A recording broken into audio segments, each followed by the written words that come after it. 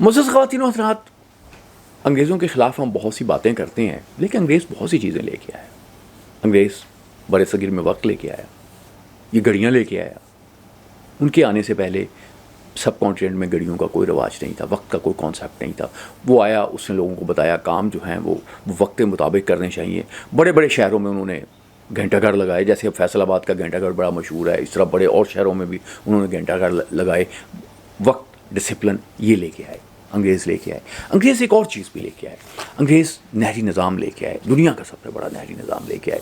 और नहरी निज़ाम ने पता है आपको क्या किया? नहरी निज़ाम ने लोग जो थे, पहले तो ये था कि बारिश हो गई तो आप फसल आपकी होगी, नहीं बारिश हुई तो नहीं, तो आप कुदरत पर डिपेंडेंट करते थे। आपको एक परमानेंट जो है सोर्स जो है वो नहरी निज़ाम ने दिया। नहरी निज़ाम जो है वो कोई 1880 से शुरू हुआ, ये 1940 तक चला, और इसने पंजाब की पूरी मुआशरत को, पंजाब की पूरी मुआशरत को तब्दील कर दिया, पंजाब की सोच को तब्दील कर दिया। ये बहुत बड़ी तब्दीली जो है नहरी निज़ाम जो है वो यहाँ की मुआशरत में भी लेके आया, यहाँ की मुआशरत में भी लेके आया। ये जो नहरी निज़ाम है इसने लोगों के रवैये को बदला। आपको हैरत होती होगी कि कभी आप किसी दफ्तर में जाएं, ये पंजाब के दफ्तरों का तो बिल्कुल हाल है, तो आपको पता चलेगा कि जी चपड़ासी से पूछेंगे, अगर आपकी कोई सेटिंग वेटिंग नहीं है, आपको पैसे वैसे नहीं लगा सकते, साहब मीटिंग में है।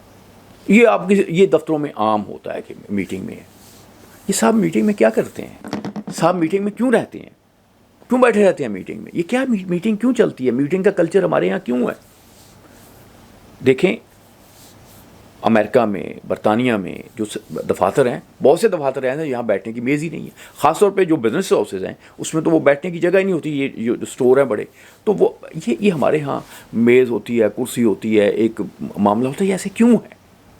मैंने इसको तलाश करने की कोशिश की, तो मुझे ये तलाश जो है मुझे रावी के दूसरी तरफ ले गई। हमारे एक मेरे दोस्त हैं, शहजाद साहब हैं, हमारे इन्फॉर्मेशन डिपार्टमेंट में डायरेक्टर हैं, बड़े पढ़े लिखे आदमी हैं। मैंने एक दफ़ा उनसे एक ख्वाहिश का इज़हार किया कि यार मैं देखना चाहता हूँ, किसी ऐसी फैमिली से मिलना चाहता हूँ, किसी ऐसे शख्स से मिलना चाहता हूँ जिसका अब्बा जो है वो भी गाय चराता हो, उसका दादा भी चराता हो, उसको परदादा भी चराता हो, नस्लों से वो कहीं किसी दरिया के किनारे पे ऐसे जो है वो मवेशी चराता हो। जानना मैं क्या चाहता था कि एक तो आपका पंजाब है जिसमें नहरी पानी आया और फसलें आबाद हुई, तो एक वहाँ मुआशरत बदली। तो एक जगह पे आप देखें, कुछ हमारे इलाकों में एक सदियों पुरानी तहज़ीब उसी तरह से चल रही है, तो मैं उसको देखना चाहता था। ये फरमाइश करने के बाद मैं थोड़ा सा परेशान भी हुआ कि मैं उनसे क्या कह बैठा हूँ, लेकिन बहरहाल शहजाद साहब ने बंदोबस्त कर लिया। वो मुझे ले गए जी रावी के उस तरफ, और फिर उन्होंने उससे पहले चूँकि बंदोबस्त किया हुआ था, हम एक जगह पे पहुँचे, यहाँ पे एक साहब जो हैं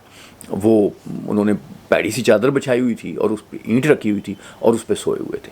हमें देख के वो उठ के बैठ गए। खैर शहजाद साहब के चूँकि वो जानने वाले लोग थे, उन्होंने बैठ के हमने बात शुरू कर दी। वो रिलक्टेंट थे पहले बात करने में कि जी मैं क्या बात करूं, लेकिन खैर उन्होंने बताना शुरू कर दिया कि ये है। उन्होंने कहा जब मेरे वाले साहब फौत हुए तो मेरे पास कोई 75 भैंसें थी। अब उसके बाद में मेरे पास जो है वो 700-800 भैंसें हैं। तो हमने पूछा कि अच्छा, तो उसने कहा कि जो भी पैसे आते हैं दूध से, मैं दूध बेचता हूँ, जो भी पैसे आते हैं मैं उससे भैंसें खरीद लेता हूँ। लेकिन मैं ये देख के हैरान रहा, क्योंकि ये 75 भैंसों का मतलब ये है कि 35 करोड़ का वो बंदा मालिक था। 35 करोड़ का बंदा वो मालिक था। लाहौर को वो रोज़ या दूसरे शहरों को रोज़ वो हज़ारों लाखों रुपए का दूध फ़रोख्त करता था। लेकिन उसको इतना नहीं था, उसने सीखा कि वो जो चादर वहाँ बिछाई हुई है उसने तो वो चादर थोड़ी बेहतर कर ले, कोई तकिया कोई और गद्दा रख ले, या कोई चारपाई बिछा ले, या वो जो ईंट पे सोता था, शायद उसको ईंट पे सोने का ज़्यादा मज़ा आता था, तो वो ईंट की जगह तकिया रख ले। तो ऐसा नहीं था। खैर, जो पूछने वाली जो मैं आपसे बात कर रहा हूँ कि अभी भी पंजाब में ऐसे लोग मौजूद हैं जो कंट्रीब्यूट भी कर रहे हैं मुआशरे को, लेकिन वो सदियों पुराने लोग हैं। और उनसे बात करके पता चला कि वो काम कैसे करते हैं। एक ये जो भैंसें चुराने वाले क्या करते हैं, सुबह उठते हैं, सुबह उठ के अपनी भैंसें इकट्ठी करते हैं, बेले पे आ जाते हैं। बेले में आके वो खुद और उनके बंदे वो छोड़ देते हैं, भैंसें जो हैं वो चराई करनी शुरू कर देती हैं। खुद वो बैठ जाते हैं, 12 टहनी खेलना शुरू कर देते हैं, माइये गाने शुरू कर देते हैं, गप्पें लगानी शुरू कर देते हैं, और शाम के बाद वो भैंसों को गिनते हैं, घर जाते हैं, दूध उसका निकालते हैं और फिर वो फ़रोख्त के लिए चला जाता है।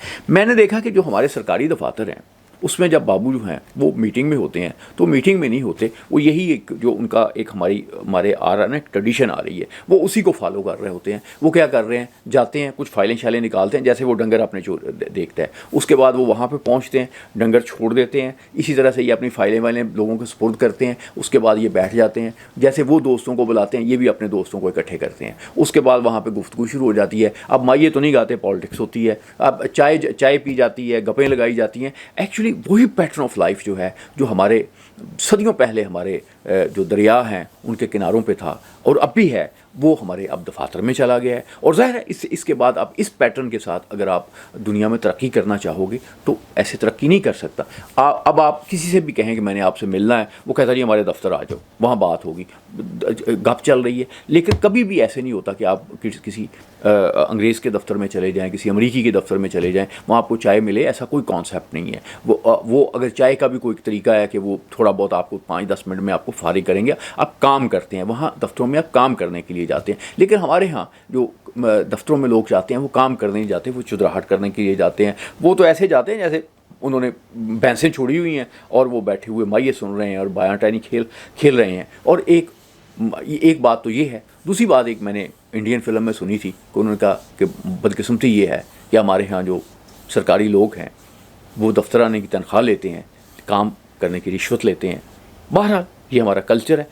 मैं आपसे इसलिए बात कर रहा हूँ कि अगर हम तब्दीली लाना चाहते हैं तो हमें समझना चाहिए कि ये जो साहब मीटिंग में हैं, तो ये दर हकीकत मीटिंग में नहीं है, वो 12 टहनी खेल रहे हैं, वो अपने बुज़ुर्गों की उसी रवायत को लेके आगे चल रहे हैं जो भैंसें चराने की रवायत थी। ये अंग्रेज़ जो इस पे यहाँ पे लेके आया है, जो उसने वक्त का कॉन्सेप्ट दिया है, अभी वो इतना रासख नहीं हुआ। हाँ, ये ज़रूर हुआ है कि कभी कभी मैं कहता हूँ कि जब कोई मौलवी साहब बड़े खुशबू खुशू से कहते हैं कि जी हमारा तो जनाब ये इफ्तारी का वक्त है, हमारा तो नमाज का वक्त ये है, तो मैं कहता हूँ कि जब अंग्रेज़ नहीं थे तो ये पाबंदी नहीं थी।